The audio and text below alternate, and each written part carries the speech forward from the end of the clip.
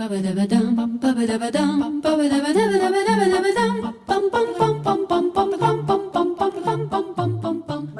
umaga, magandang tanghali, at magandang gabi sa inyong lahat. Ito po yung tinatawag natin na Rita Gadi's hour, which is actually your hour. And over the past so many months, we have been going back and forth, discussing, talking, analyzing, trying to understand what is this pandemic that is surrounding us here in our country and also the whole world. And we do not have any answers to many of the questions that you've already posed. Bakit nga ba sa haba ng panahon, ilang buwan na ito, maglilimang buwan na nagkaroon tayo ng iba't ibang klaseng quarantine? Merong enhanced, merong modified, merong general, balik na naman sa modified, balik na naman sa general, at maraming mga pasa-pasang mga dinudugsong dyan sa tinatawag nating quarantine. Pero ang ibig sabihin lang yan ay hindi tayo pwedeng lumabas ng bahay kung basta nais natin lumabas. Kailangan meron tayong talagang pupuntahan either sa trabaho o di kaya bibili ng gamot o bibili ng pagkain. Ngunit sa general quarantine, marami na rin binuksan ng mga tindahan, mga business establishments, mga kainan, mga lugar ng entertainment, not really just entertainment, sa mga restaurants, sa mga mga gyms, kung saan pwede ka na mag-exercise at lahat ng yan. Ngunit, lahat ito kinakailangan meron tinatawag na health protocols. But among many things that are surrounding us, like this particular pandemic, isa sa mga pinakamahalaga na ating dapat tandaan ay ano ba ang talagang mangyayari sa atin? Maraming nagtatanong, a lot of people are asking, it has been how many months? And we have gone through several of these quarantines, but the number of those cases or the people that are being contaminated by this virus is increasing. It has not really gone through a roller coaster ride. No, it is not up and down. No, it is going up and up and up. And now, I think yesterday we've had something like, like the other days, 3,000 to 4,000, even close to 5,000 cases, meaning that is the number of people that get contaminated by this virus. It's a sad situation, and sometimes when we are faced with this particular period, we also try to do the best that we can. We've tried to observe all the health protocols, lahat ng sinasabing, wear a mask, wash your face, wash your hands, and most importantly, you observe physical distancing, especially when you're outside. Marami na rin nagawa ang ating pamahalaan tungkol dito. Sinubukan na nila na magkaroon nga ng mga checkpoints para yung paglabas-pasok sa isang lugar kaya nilang makontrol. At hindi lang yon, kanilang mababantayan. Yung mga taong hindi gumagamit ng mask, yung mga taong hindi nag-observe ng physical distancing. Ngunit sa lahat ng bagay na yan, ganun pa rin ang resulta. Marami pa rin nagkakasakit.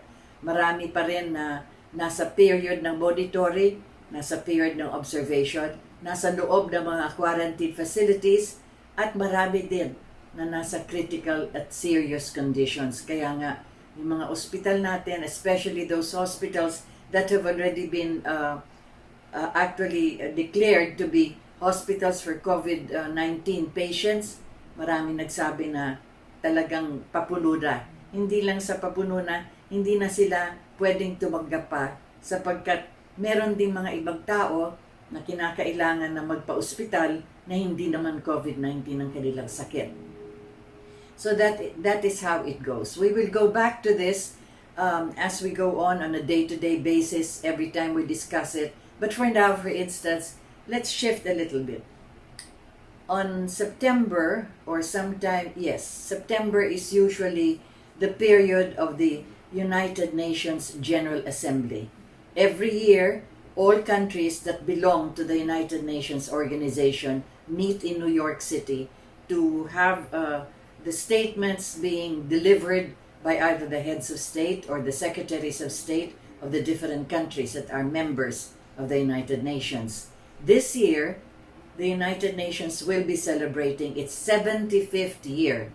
In other words, 75 years ago, dyan na talaga ang United Nations. This was after the Second World War. Remember that here in our country, we ended the war ended sometime in 1944, and then 45 we had the liberation of the Philippines, beginning, of course, the landing of MacArthur in Leyte, and then the liberation of Manila, and then the whole country. And in several countries also where there was the war raging, like in Europe, for instance, you had also the defeat of the Nazis and of Adolf Hitler, and several other leaders of the world that were involved in this, the Allied forces, and of course the surrender of Japan. Sapagkat dito sa atin, sa Pilipinas, yung gera dito ay dahilan nga sa pagpasok ng mga Hapon, kasabay ng pagpasok nila sa Honolulu, sa Pearl Harbor, kung saan ay marami silang nasira na mga barko at mga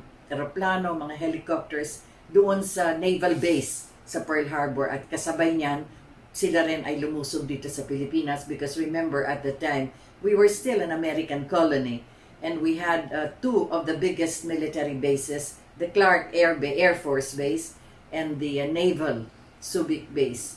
And so you could see that as they launched their attack on Honolulu, they also simultaneously attacked our country. As a result of this, we had one of the biggest naval battles ever, which was done here in the Pacific side of our country, the eastern seaboard, so to speak. Sapagkat talagang para makalanding sila, either by submarine or by boats galing sa Amerika, diyan talaga ang pasukan. So anyway, that was what happened here and throughout the world. Peace would have been installed in all of these areas that were devastated by that war. And so indeed, for some period or several months, or at least for that year, and that is how countries throughout the world decided to meet. And they met in New York City, and that was the first organization that was established, and perhaps the only one established, uniting supposedly all the countries of the world for one objective, and that is to be able to maintain peace, understanding, unity, solidarity among all the member countries. At that time, there were only about 60 or 70 countries that signed that United Nations Declaration, organizing the UN, the United Nations Organization. But now we have something like close to 200 already countries throughout the world, and several others are also part of the Security Council, especially the big countries. And so we have here one big organization, and that, as I've said, their objective was to have peace in this world. So let us look at how that peace was established. Well, it did not take very long. Nagkaroon tayo ng gera sa Vietnam, sapagkat what happened after that was the world became divided between the ideology of communism and the political system of democracy. So we have here a division of the world, so that countries that were aligned with the Union of Soviet Socialist Republics, and the countries that were aligned with the United States of America, diyan nagkaroon ng split ang mundo. And that is why what happened in Vietnam was a clear example that when the communists wanted to overthrow the democratic government of Vietnam, nagkaroon ng gera dyan na para nahati ang Vietnam. You had North and South Vietnam. So that was one of those early wars that occurred even though we already had the United Nations. Ang malungkot dyan ay, yung gera naman sa Vietnam was not really the fight between the North and the South Vietnamese. Remember, parang halimbawa lang, dito sa Pilipinas, nag-aaway ang mga tao sa Mindanao. Hindi naman yung ibang bansa. Mga Pilipino rin. Sinasabi nga, iba lang ang kanilang paniniwala, marahil dala ng kanilang relihiyon, o kaya iba rin ang kanilang kultura. So we cannot say that what happened in Vietnam was really a splitting of the country itself as far as their loyalty to Vietnam is concerned. But there was the different kind of loyalty that they had, which was the support that was being received by the North Vietnamese, which was from the USSR, the Soviets, and then you had the South Vietnamese who were supported by the United States of America. Kaya kung titingnan natin, para talagang surrogate war. Ang naglalaban dyan, dalawang malaking bansa. ang Soviet Union at ang United States of America. That was one of the longest wars actually, until the time came na wala talagang katapusan na halos yung pag-aaway na yan. And we know what happened. The Americans had to leave Vietnam, so they came back here in our country kasi andito yung mga bases nila, and from here they went back to the mainland. But what was it really? Again, it was a very crucial example of how countries somehow, because of ideology or because of religion or because of massive logistical support from one strong power from another strong power, and that is where the conflict arises. I am speaking about this right now because simula nung tinayo ang United Nations, because we have to understand what are we going to commemorate or what are we going to celebrate by this coming month, as a matter of fact, when you have the 75th anniversary, the 75th year since the organization of the United Nations, and how many wars have been conducted throughout the world.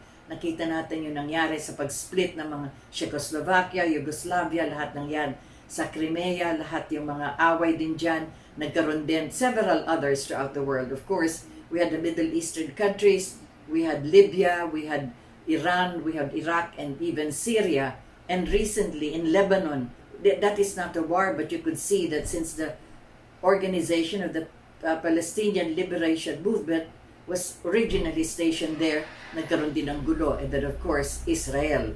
That up to this time, in spite of the fact that Israel was a country which was created as a result of the United Nations way back in 1948, we were a signatory to this. That was originally Palestine, and then it was renamed the country of Israel, and then we had the splitting of the Palestinians.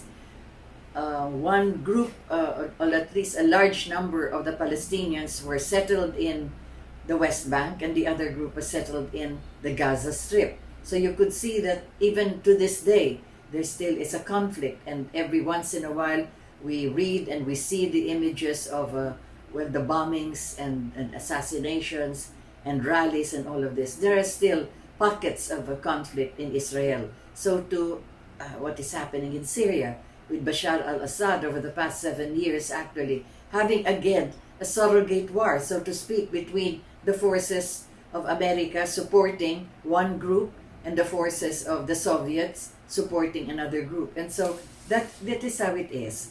And the sad part about it is these are really just countries that have different ideologies or different beliefs. And why is it that there could not be that plateau of understanding when you already have the United Nations, and when every year, as I said, every year, every September, all these countries meet together in New York City precisely so that the heads of state of the member countries, or the representatives of these heads of state, normally these are the secretaries of state, yung mga foreign ministers nila, they're the ones addressing the United Nations. They summarize, for example, what has been done or what is happening in their country. They either come out with some kind of a demand, or they come out with a petition, or they come out with statements saying that this is what we ought to do. So you could see that for the past 75 years, this has been ongoing. And despite all of the words and statements and speeches and all of this oratory being expressed there by the countries that are members of the United Nations, we are still not in solidarity with one another. We still cannot say that we are one United Nations family, that we are one global village. Because even as they speak, there is always the conflict that is the undercurrent in many of these countries. Kaya malungkot po na ganito nga ang nangyayari sa sitwasyon ngayon. Meron tayong pandemya, merong pandemic, meron pa rin mga sumisiklab na gera sa iba't ibang lugar dito sa ating mundo. In fact, the United Nations has come up with several goals. Marami silang itinalaga na mga millennium goals na tinatawag nga. The purposes of these goals are to be able to have every country identify with these goals, and that they could have a concerted effort to do something to arrive at those goals and to achieve them. One very stark example is the alleviation of poverty. Meron silang tinalaga na kung sana within 10 years, pwede kahit na 50% ng mga naghihirap sa mundo, pwede ba ito ma-reduce? So even that was some kind of a reality check. In other words, they saw that it would probably be almost an impossibility to be able to reduce poverty throughout the world just by a decade. So sinabi na nga na by 10 years, let us hope that we are able to reduce poverty and to reduce people that are getting hungry throughout the world. This is a cumulative statistic that they would want to arrive at. It was not achieved.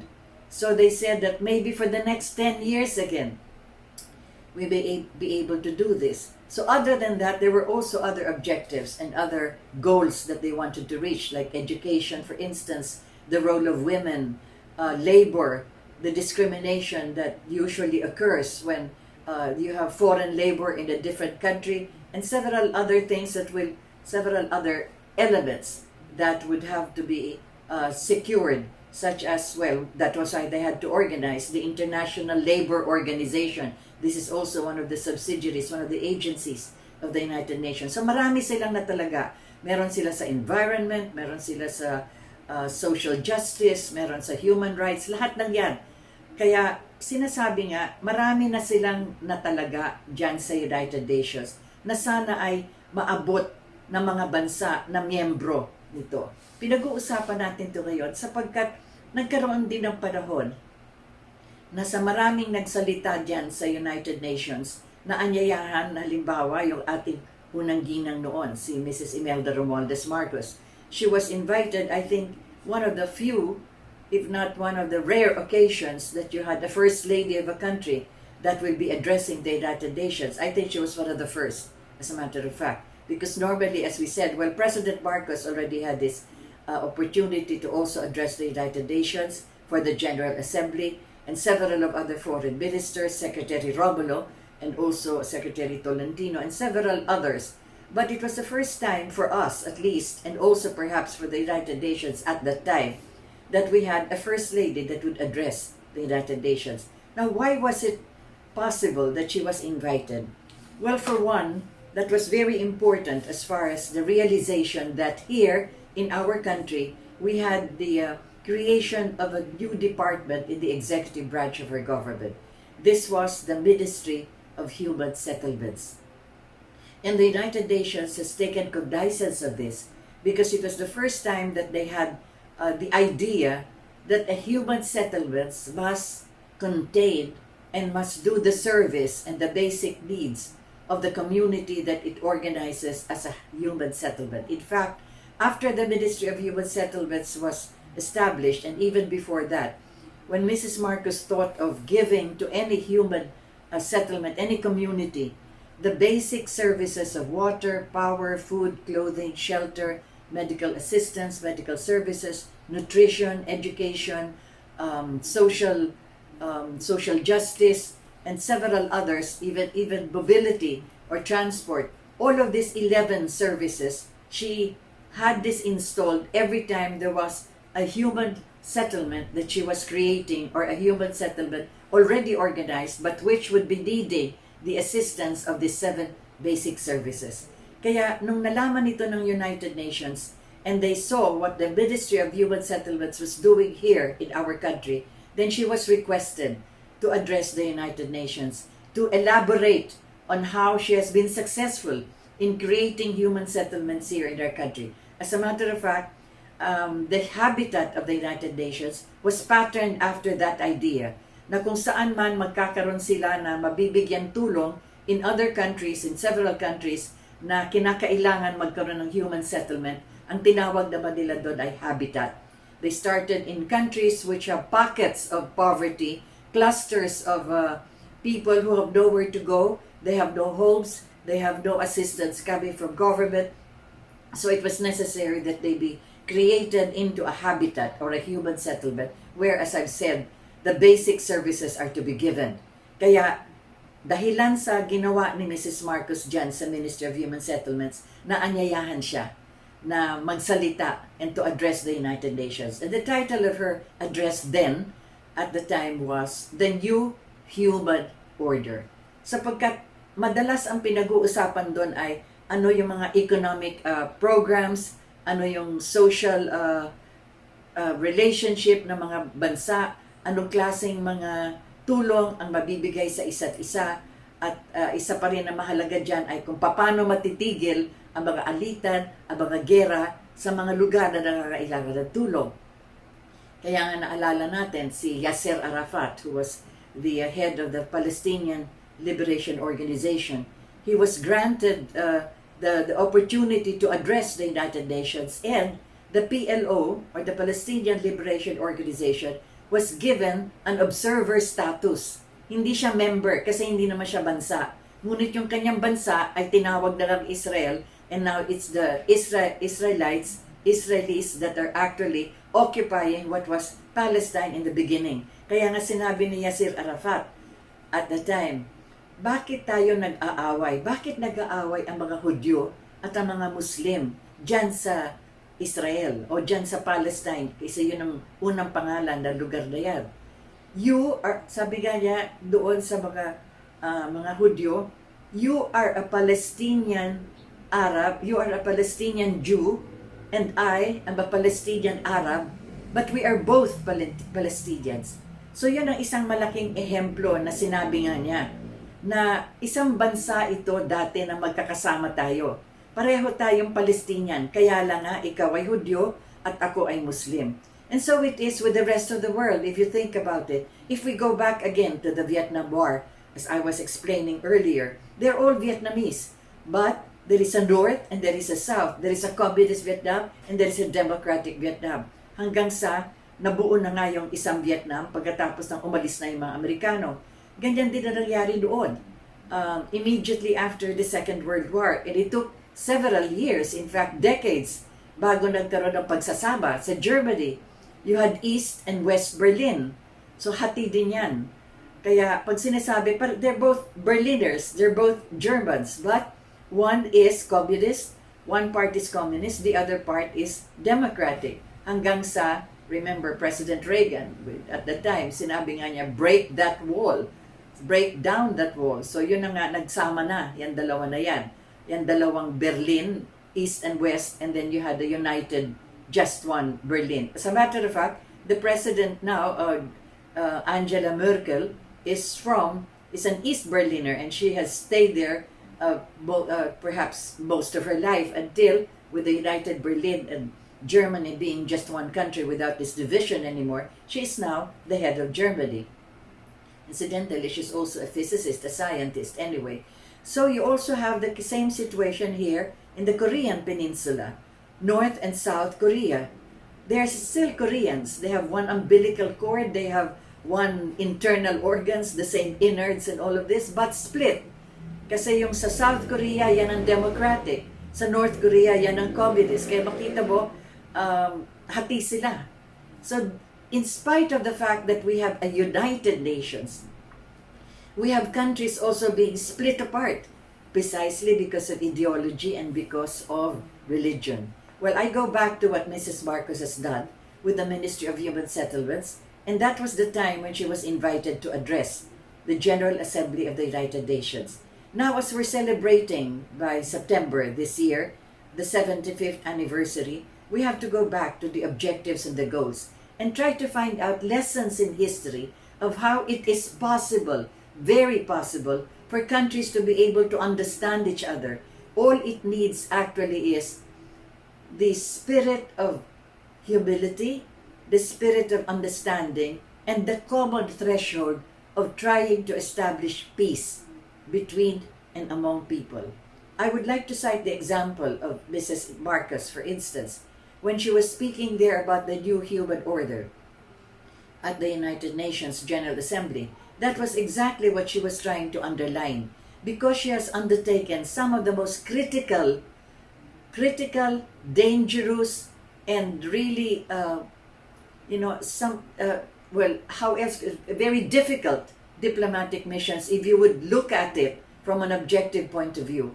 The first was, can you imagine, with the division of the world between the Soviet communist country and the democratic United States of America, and the Philippines being an ally of the United States of America, with 2 American military bases installed here in our country, she was tasked by President Marcos, because of the vision of President Marcos that the Philippines will stand to be a friend to all countries, an enemy to no one. So, it was decided at the time that since in the alphabetical order seating arrangement at the United Nations, the Philippines sits close to the delegation of the Union of Soviet Socialist Republic. Sa alphabet, hindi ba halos magkadikit yan? P, tapos malapit na yan doon sa U, sa Union of Soviet Socialist Republic. Kaya ang nangyari, nag-uusap naman sila doon sa General Assembly. At nung siya ay pinalakpakan, nung nagsalita siya doon, nilapitan siya ng lahat halos ng mga delegates ng United Nations para kamayan at sabihin na maganda yung kanyang statement, maganda yung kanyang diskurso. Ngunit ang pinakamalapit sa kanya doon ay ang Union of Soviet Socialist Republic. Hindi lang siya binigyan ng paghaga, ngunit tinanong siya, nais mo bang bumisita sa amin? With that question alone, can you imagine, that was an opening question, an opening invitation, as a matter of fact, from supposedly an enemy of our closest ally, which is the United States of America. Would you like to visit our country? Sometime, perhaps, if it's possible. So yun ang inihatid ni Mrs. Marcos dito sa Pilipinas kay President Marcos. I have just been asked if we would like to visit the Soviet Union. Hindi na nag-isip ng malalim pa sapagkat alam na sa vision ni President Marcos, sooner than later, kinakailangan makipagkaibigan tayo sa lahat ng bansa sa buong mundo. So immediately, that was how it was done. And we had the first opening of the diplomatic relations with the Union of Soviet Socialist Republic and a state visit by President Marcos to Moscow. So that was the opening of the doors between these two countries, as I've said, which ideologically are really diametrically opposed. Sapagkat we are a democratic country and the Soviet Union is a communist country, but because of the opening of our diplomatic relations, nagkaroon ng pagkakaibigan at nagkaroon ng understanding and a commonality of wanting to achieve peace throughout the world. And how was this established? Simply, sabi nga ni Mrs. Marcos, hindi ako natakot pumunta doon kahit na alam ko na, it is a communist country and it's a very strictly, whatever it is, whatever impression we may have at the time, talagang mahigpit pa ang ating mga iniisip tungkol dyan. In fact, if you will go through that period, the movie industry of Hollywood really had all of these sequels and many of the movies that they created, the espionage, yung mga James Bond at marami pang mga pelikula na ginagawa nila tungkol lahat ito at saka yung mga sinusulat nila. All of these novels, mga tungkol ito sa espionage, talaga namang matindi kasi yung tinatawag na underground or lahat ng mga subterfuge na pag-iispiya sa isa't isa para namang malaman kung anong ginagawa para protektado and so forth. Pero sabi nga ni Mrs. Marcos, hindi ako natakot. Talagang parang biyahe lang yan sa isang lugar at nakakatuwa kasi unang-una pa lang natin mapupuntahan yung pagbisita dyan because that was really it was an iron curtain. Yun ang tawag nga sa Soviet Union. Imagine, kurtina pero bakal na kurtina. It was an iron curtain na binubuksan lang yan sa mga kapwang kakilala nila. Also those believing in communism. And we were one of the first countries actually to open the iron curtain and to enter inside the Soviet Union and to befriend the Soviet Union. Kaya hindi nagtagal, she was awarded one of the highest awards that they could give to a foreigner, and that was comrade. Parang sinabi na, kasamahan ka namin, you are one of us, comrade. So kinilala siya bilang isa na kaibigan nila, hindi lang kaibigan, anong tawag ito, kabagang, shoulder to shoulder, whatever else you would consider with that term, being a comrade. So that was how it was. Other than that, she was also periodically, regularly, almost yearly, not almost, but really, yearly, invited for the Tchaikovsky competitions. This is the piano recital that was open to all the world. Lahat ng mga expert, mga magagaling na mga pianista sa buong mundo. At isang Amerikano ang nanalo dyan several times. Hindi siya halos matalo-talo.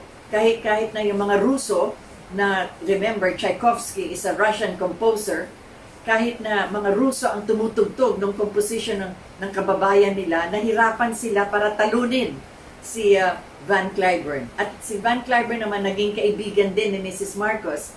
Siya ay isang Amerikano at madalas nga siyang nananalo dyan sa Tchaikovsky competition na yan. At si Mrs. Marcos ang ginawang permanent, one of those permanent guests doon sa Tchaikovsky competitions. Maalala ninyo na yung Queen of England, yung mga prinsesa ng mga malalaking bayan, sila yung mga nauna kay Mrs. Marcos. Pero ito halos siya naging permanente na bisita dyan sa Tchaikovsky competition na yan. At hindi lang yan. Meron tayong isang scholar dyan na nag-aral sa National Arts Center sa Makiling, kung saan high school pa lang siya ay nakita na talagang may potential na magaling sa piano. Tapos nung nakilala siya ni Mrs. Marcos na isang okasyon na nag-attend si Mrs. Marcos doon sa National Arts Center sa Makiling, nakita niya yung bata yan. Hindi siya masyadong matangkad, siguro mga even less than 5 feet, maliit. Pero yung kanyang daliri ay kaya niya talagang masakop yung tinatawag na the octave, the 8 notes, 8 different keys dyan sa piano, kaya niya yan. At ang galing. Kaya sabi nga ni Mrs. Marcos, ito ay gagawin kong, susuportahan ko na maging scholar sa Konservatoryo ng Music sa Moscow. And that is Rowena Arrieta. She was the first scholar that Mrs. Marcos enrolled in the Conservatory of Music in Russia. And you could imagine what a great honor that was for the country itself. Si Rowena naman ay talagang matalino. She studied the Russian language in the summer months prior to her departure. Naaral niya yung lengguwahe sapagkat yun ang papasukan niya, yung Conservatory of Music sa Moscow. Hindi lang niya naaral yung lengguwahe, ngunit pati yung history, pati yung kultura. Kaya sa haba ng panahon na siya nag-aaral doon, hindi pa nga siya natatapos. I think she still had several months to go before she would graduate from the Conservatory of Music in Moscow, when her own professor, isa rin Ruso yan, sinabi na pwede ka nang sumali dyan sa international competition sa Tchaikovsky kasi ang galing mo.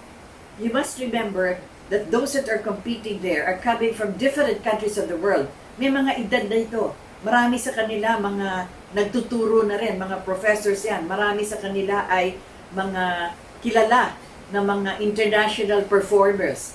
Si Rowena, hindi pa nga nakakatapos halos mag-graduate, ngunit sinabi na ng kanyang professor, you are already qualified to compete. She was only 18 years old, 18 anyos pa lang, scholar ni Mrs. Marcos. Kaya ang laking saya ni Mrs. Marcos nung pumunta siya sa Moscow para panoorin. At syempre, dala rin ng kaba. Kasama tayo ng delegation. Naku, dasal. Sana manalo si Rowena. At indeed, she won second place in that competition. Yung nauna sa kanya, yung nanalo, isa na sa mga profesor talaga na isang Batikan na magaling. Ngunit, dahil nga na, you know how it is, she also performed so well na naging nagulat lahat ng mga professors niya at yung buong University Moscow Conservatory of Music sapagkat at 18 years old, imagine, a Filipina, scholar ni Mrs. Marcos, nanalo doon. I'm going back to this, and sideline lang yan actually, pero ang sinasabi ko mahalaga yung paninindigan natin na kahit na itong bansang ito ng Soviet Union ay komunista, kayang pasukan para maging kaibigan. Yan ay nagawa na ni Mrs. Marcos. Ang sumunod naman dyan ay sa People's Republic of China. Aba, sabi nga ng mga leaders ng mga China, bakit ang Pilipinas na alay ng Amerika, nakapasok sa Soviet Union at naging kaibigan pa. At hindi lang yun, taon-taon ay bumisita pa doon. Kaya nagkaroon din ng imbitasyon ngayon pumunta sa People's Republic of China. Tandaan ninyo, nung panahon na yon, katatapos lang ng Cultural Revolution ni Chairman Mao Zedong. Si President Zhou Enlai at si Deng Xiaoping, sila yung mga pinuno noon ng People's Republic of China. Nung pumasok rin si Mrs. Marcos diyan, bago nagkaroon ng state visit si President Marcos, siya ang pinauna muna. Tandaan ninyo, ang haba ng ating relasyon sa China, simula pa nung 12th century, 11th century, long before the Spanish, bago na padpad yung mga Kastila dito sa atin, nauna pa yung mga Inchi. Nagkaroon tayo ng maraming commercial relationship sa kanila, yung kanilang mga sampans, pababa dito. Marami nagsettle dito na sa mga villages diyan sa ating tinatawag nga natin yung ating western seaboard, dun sa katabi, yung mga islands natin sa tabi ng South China Sea. At nagkaroon tayo ng excuse me, isa sa pinakamalaking trade relationship between the Sultanate of Sulu and the People's Republic of China, isa sa mga kingdoms. Alam niyo na maraming mga kingdoms nung panahon na yon. Si Mao Zedong lang ang nagsama-sama, nag-unite ng mga kingdoms na yan na tinatawag nga niyang Cultural Revolution. But prior to that, no mga 9th, 8th, 10th, 11th century ay lahat ito ay mga maliliit, mga maliliit na kingdom, mga maliliit na emperors para din dito sa atin doon. Excuse me. Bago dumating ang mga Kastila, may mga sultanate, may mga datoships, may mga feudal lords, may mga raja, may mga dato. Dito sa Maynila, may Raja Sulaiman, sila Lakandula sa Bisaya, si Sumakwel. Lahat ng mga yan, mga maliliit na kingdoms bago naging isang bansa. Kagaya rin yan dun sa China. Nung panahon pa, bago dumating yung mga Kastila, sabi ko, marami na nagsettle dito at marami na rin tayong trade relations dito sa People's Republic of China. Kaya, nung nangyaring pumunta si Mrs. Marcos doon, tuwang-tuwa at naramdaman natin kung gaano ang galak ng the leaders of the People's Republic of China, sapagkat napakalaki nung pagsalubong sa kanya. Sabi ko nga, I repeat this so many times because really, if you were there at the time, maiiyak ka sa gulat. Because here is a communist country, just shortly after its Cultural Revolution, when you had all of these terrifying stories about Mao Zedong and Zhou Enlai and Deng Xiaoping, but you had all the children, as far as your eye could see, dun sa runway, sa buong airport nila, punong-puno ng bata, may mga hawak na bulaklak at yung ating bandila na winawagayway nila. Talagang napakalaking reception. And I don't think they have ever done that kind of a reception to any other head of state. Talagang nakakagulat. And we were there, Mrs. Marcos was there for 10 days. Sana parang hello lang, greeting lang. Ngunit humaba, naging 10 days. Kaya nga, nagawan pa yan ng isang libro. Ang title nga ng libro na yon, 10 Days in September. Sapagkat ang daming napuntahan at ang daming lugar na dinala siya nung asawa ni Chairman Mao Zedong, si Madam Chang. Yun ang parang guide ni Mrs. Marcos. Yung kanilang mga factories, alas 5 ng madaling araw, dinala siya, inanyayahan siya para makita yung gawaan ng bisikleta. Dinala siya isang commune kung saan yung kanilang agriculture ay lumalaganap na. Dinala siya isang construction site na nag-uumpisa na rin sila sa kanilang mga infrastructure. At doon makikita mo kung paano sila nagsimula. Halimbawa, yung construction ay let's say about 5 kilometers or even 7 kilometers from the quarry. Yung quarry kung saan yung kailangan yung mga bato. Yun, nakalinya ng tao. At yung bato pinapasa-pasa from one person, from one individual to the other, hanggang makadating dun sa construction site. So, kasi nga, nagtitipid sa mga truck na gagamitin at sa gasolina, ang dami naman talaga ng kanilang population. Remember, up to this day, the population of China is 1/4 of the population of the world. So even at that time, ang dami-dami talagang tao, kaya ginamit na sila, human labor ang ginamit, sila nagpapasa-pasa ng bato from the quarry to the construction site. Nakita namin lahat yon. At lahat din ng kanilang mga sinisimulan na industrial complexes, mga factories at lahat ng yan in the 10 days of September that she was there. Shortly after that, nagkaroon na ng state visit si President Ferdinand E. Marcos sa People's Republic of China, kung saan formally and officially nagbukas tayo ng ating diplomatic relations. At yung embassy na binigay sa atin, ako, isang bloke halos, ang laki. Kagaya rin ng binigay sa atin na lugar sa Soviet Union. It's almost one block. The building was almost really one block na binigay ng Soviets dito sa Pilipinas. At the time when, as we said, the world was diametrically divided into the countries aligned with the Soviet Union and the countries aligned with the United States of America. Yan ang halimbawa na aking nilalabas ngayon, na maaaring mapasukan ang mga bansa na kinikilalang kalaban, ngunit hindi pala kalaban na tunay sapagkat pwede tayong makipagkaibigan. So ganon ang nangyari between the Philippines and the Soviet Union and the Philippines and the People's Republic of China.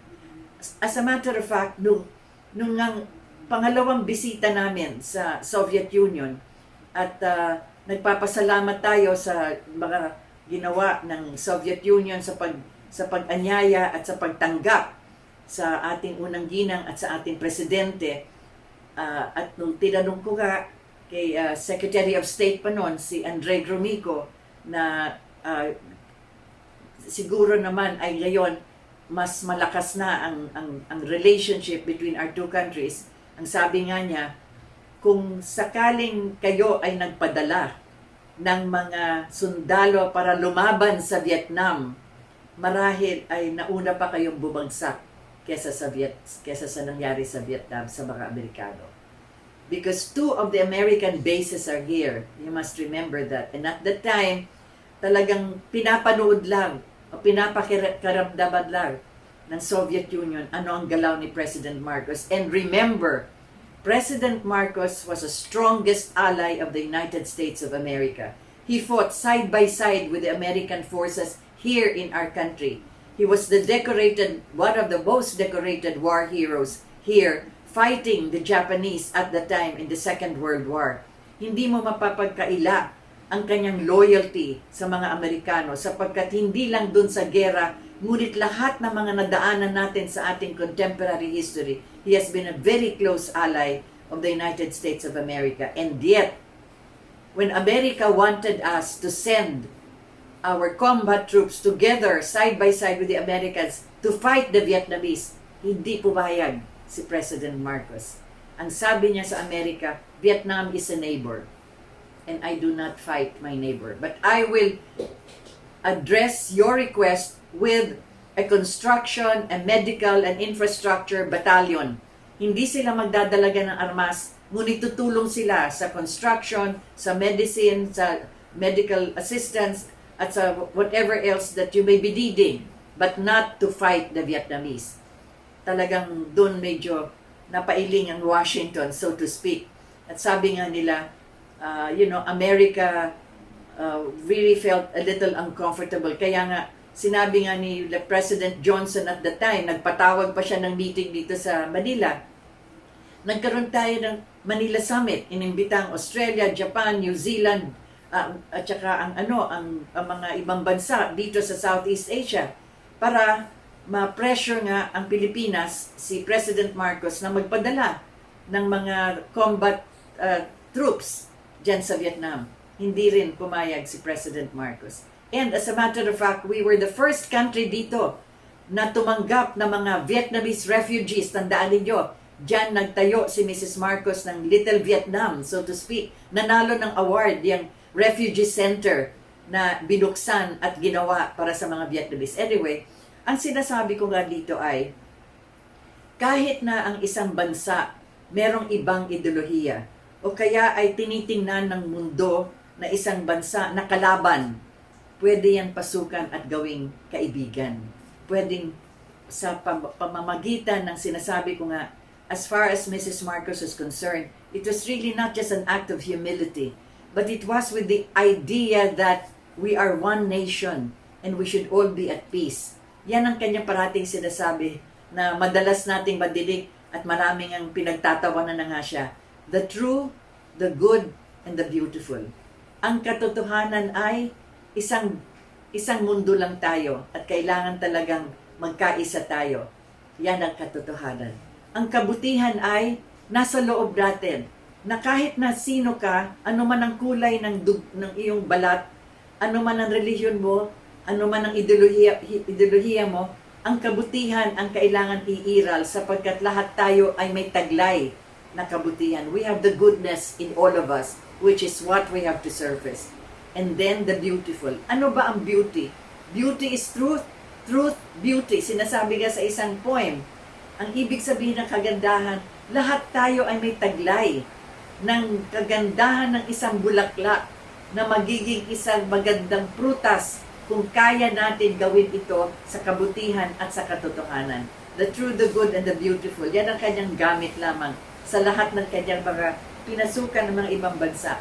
Hindi ko na muna ikikwento din yung mga nangyari sa pagpasok niya sa Middle East, sa pagpasok niya sa Libya. Naku, isa pa rin yan talagang medyo mahirap talaga.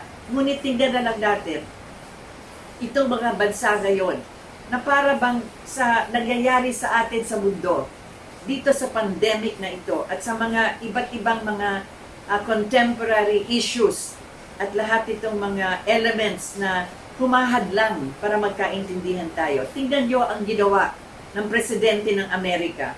Siya ang unang-unang presidente na nagsabi, kakausapin niya yung komunistang leader ng North Korea. Remember, North and South Korea nag-split. Yung North, komunista, yung South, democratic. At meron dyan yung demarcation line, yung tinatawag nga nilang 38 parallel, ako ilang daang kilometro yan na merong barbed wire na bawal. Bawal ang mga North Koreans na pumunta sa South, ang South Koreans bawal pumunta sa North, bawal silang magkita man lang. Can you imagine kung nahati ang pamilya mo, kung tinayo yung division na yan, yan ang peninsula ng Korea, yung Korean peninsula na yan. And President Trump decided that he would want to talk to North Korea sapagkat itong North Korea, para sa kanyang defense, ay nananakot din. Meron siya mga ginagawang mga missiles, meron siya mga nuclear armaments na sinasabi niya, sige, pag itong Democratic United States of America ay magtatangkang pasukan kami o girahin kami, nakahanda ako. So meron siyang mga ginagawang paputok-putok ng mga missiles niya, meron siyang mga panakot na sinasabi, ay baka kaabot na ito hanggang sa California, hanggang sa Amerika, o hanggang sa Alaska. Marami siyang panakot over the years at nakikita naman natin yung kanyang mga parada ng military, anong tawag to? Yung mga ammunitions niya, yung mga tangke, yung lahat ng mga, we see this quite often every time they have this military parade. Hindi lang sa disiplina ng pagmarcha ng kanyang mga sundalo, hindi lang sa dami, pero doon sa mga armas na meron siya. Plus, of course, we are also aware of all the nuclear testing that they have. Kaya sabi nga ni President Trump, mabuti kausapin na ito, yung leader ng North Korea. At doon, sa first meeting pa lang nila, can you imagine the President of America crossing the border and the President of North Korea also crossing? Parang pinakita pa nga but it was the most historic handshake that we could possibly say in our contemporary history, with two countries that have been opposed for so many decades actually, since the Korean War of the 1950s. Alala nyo, yung Korean War na yan, doon sila nagkaroon ng split. And then President Trump and President Kim Jong-un ay nag-usap at marami silang napagkasunduan, na pinirmahan. Unang-una, yung mga labi, the remains of the American soldiers that were left in North Korea. Kasi pagkatapos ng gera, nagsara na. Wala nang pwedeng pumasok. Marami pa na mga remains doon na lang dilibing sa North Korea. So first, kung sana yung mga American soldiers na nalibing na doon, kung pwede silang madala sa Amerika. Yes, that was approved. Pangalawa, kung pwede sana na magkaroon ng mga meeting, yung kanilang mga businessmen, economic managers, private sector, government sector, mag-usap, baka pwede magkaroon in the future ng magandang trade relationship. At tatlo ang pinakamahalaga, kung pwede sana na yung mga nuclear testing at yung mga kanilang mga missiles at lahat ng yun, wag na sana. At ginawa, marami dun sa kanilang mga areas where they were having these testing sites ay binuwag. So you could have seen that it was almost an impossibility that America, a mighty world power and a military power and economic power, would go down to meet with the president of North Korea. Yun ang ibig kong sabihin. Makakaya pala. Pwedeng gawin. Nagawa ni Mrs. Marcos, eto, ginawa ni President Trump. Recently, ano naman ang nangyayari dito? Sabi naman ni President Trump, siguro pwede na tayo magbawas-bawas ng mga soldiers or troops dyan sa Japan.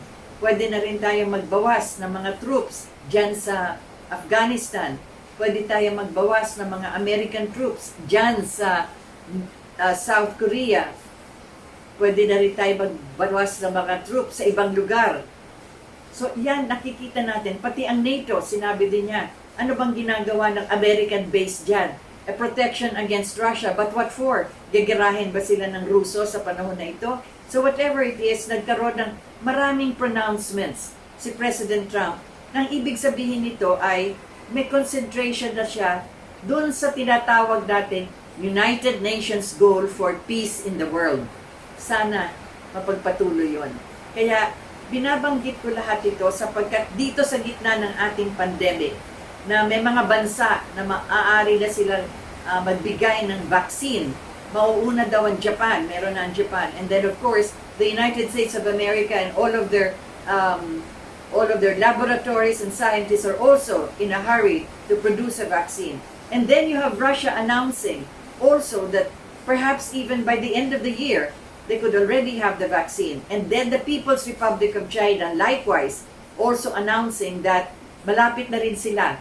After several testing, etc., maybe even by October, they already have the possibility of a vaccine. So these are countries, as we can see, you have communist countries, and you have democratic United States of America, together with Europe. Germany and Italy are also getting together to produce a vaccine. So mga democratic countries yan. Kaya makikita ninyo, iba-ibang ideolohiya, ngunit isa lang ang kanilang pag-iisip at isa lang ang kanilang goal, which is to develop a vaccine to help us be able to contain this dangerous and this killer vaccine, the COVID-19. And so it is, as we say, walang imposible dito. Sabi nga ni Mrs. Marcos, kung ano man ang problema natin dito, mas malawak ang langit kesa sa mga problema dito sa lupa. Kaya maraming solusyon tayong makikita. Hindi lang sa tumingala sa langit, ngunit alam natin that everything will have its own solution. She has done it before, and I've emphasized this so many times. Kaya nga sinasabi nga ng mga ibang tao at ibang mga bansa, ay nako, para lang siyang paikot-ikot dyan, which is true. She has considered this as really easy on her. Why? Because she has considered that every human being is worthy of our attention, our compassion, and what is true, good, and beautiful in every one of us. Yan po ang ating maaaral na leksyon sa mga nakaraan natin. At marahil ngayon ng ating mga world leaders, maaari nitong gayahin din. So this has been your hour. Pasalamat ako sa lahat ng mga nagpapadala ng inyong comments. At sana ay sa susunod na ating mga programa, marami pa tayong mapag-uusapan. This has been your hour, and thank you for having joined us.